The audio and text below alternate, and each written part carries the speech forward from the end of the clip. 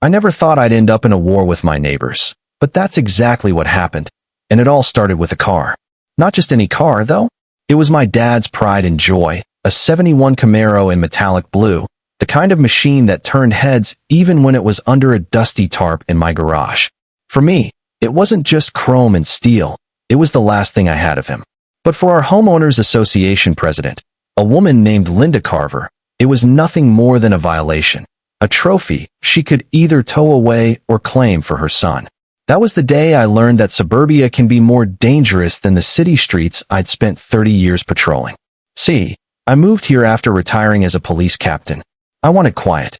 I wanted to wake up to birds instead of sirens, to mow the lawn without thinking about paperwork waiting on my desk. My wife, Elise, she loved the house instantly. Big enough for her office, small enough for me to feel like I could finally breathe.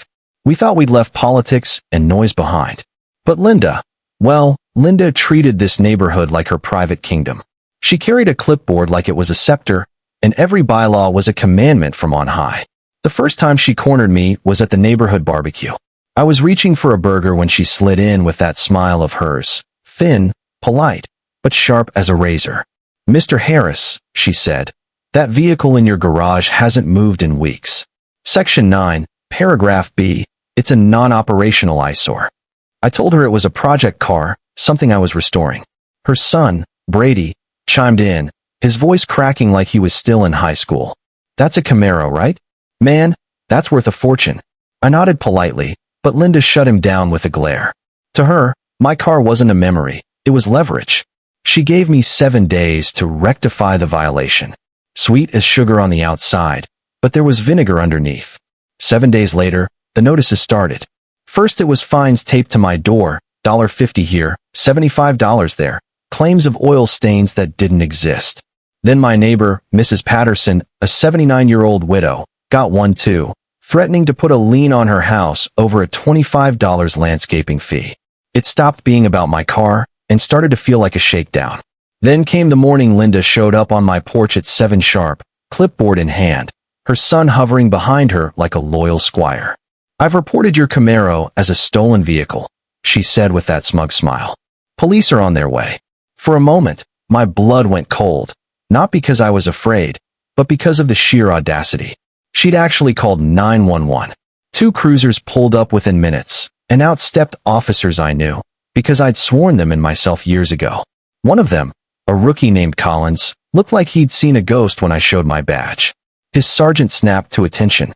"Captain Harris," he stammered. Linda's smile evaporated, replaced by the look of someone who just realized the fire she thought she lit was about to burn her instead. But here's the thing. Bullies like Linda don't stop when you call their bluff. They double down.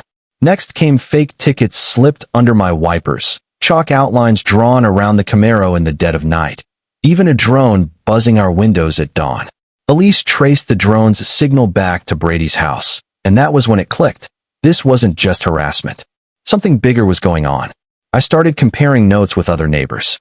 Tony, the handyman down the block, told me his truck had vanished after he got fined for a leak, no bigger than a quarter. No tow company admitted to it, and the cops had no record. Elise dug deeper. Turns out nearly a dozen cars had disappeared in the past year, all after minor HOA violations. And every tow went through the same shell company. From there, the trail led to a development firm that just so happened to be building new luxury homes in our subdivision. That was when I realized my Camaro wasn't the prize, it was the excuse. Linda and her cronies were running a car theft ring out of the HOA, hiding behind bylaws and paperwork while pocketing cash on the side. I couldn't bring in a task force yet. We had no clean evidence. So I called in a favor from my old partner, Detective Alvarez.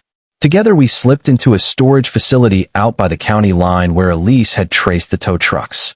We cracked open one of the units, and there it was, Tony's truck, halfway stripped, plates on the wall, a printer for fake titles on the desk.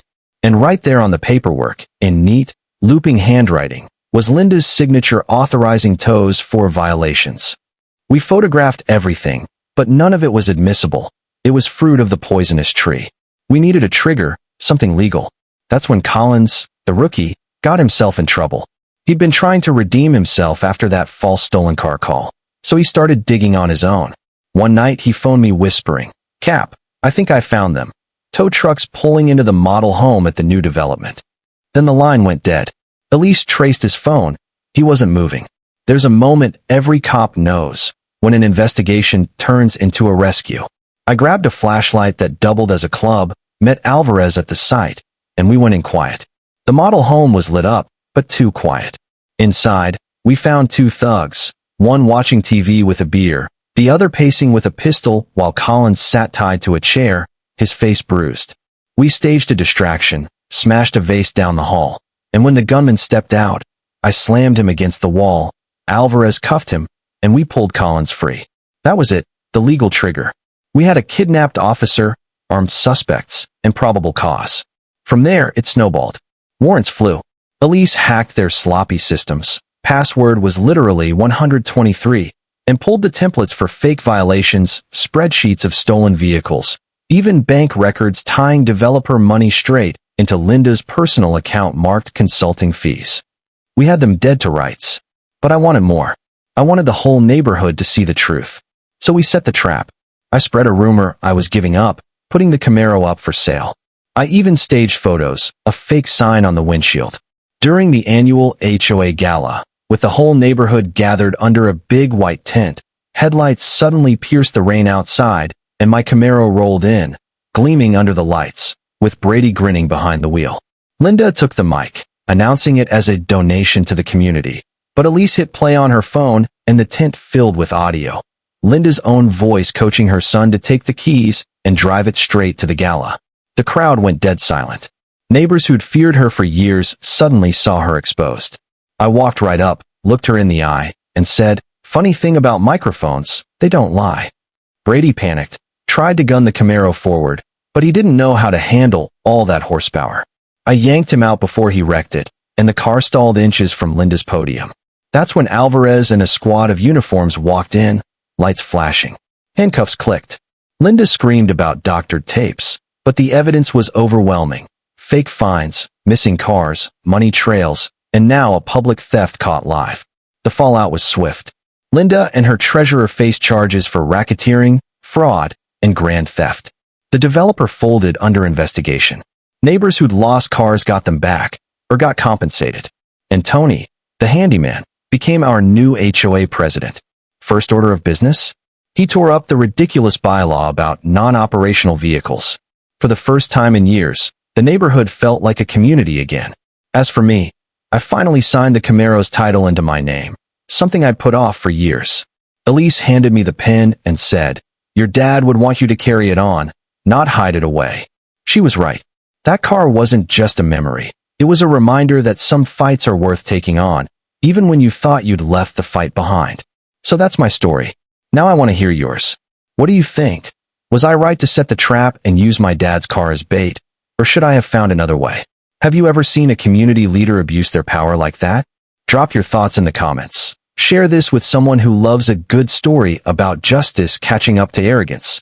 And let's talk about where the line really is between rules and tyranny.